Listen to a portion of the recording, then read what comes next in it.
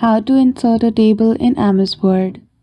Hello everyone, welcome back to our channel, and today we are back again with a new video.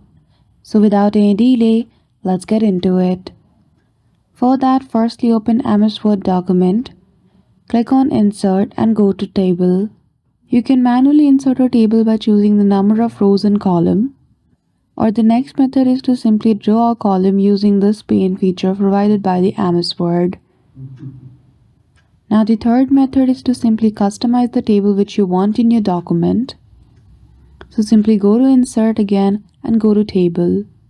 Choose the option of Insert Table, and from this prompt you can enter the number of column and rows. After that, once you are done with the number of rows and column, simply click on OK. And there you go. So that's it. I hope you found this video helpful. If you did, don't forget to give it a thumbs up and subscribe to our channel for such tutorial. Thank you for watching till the end.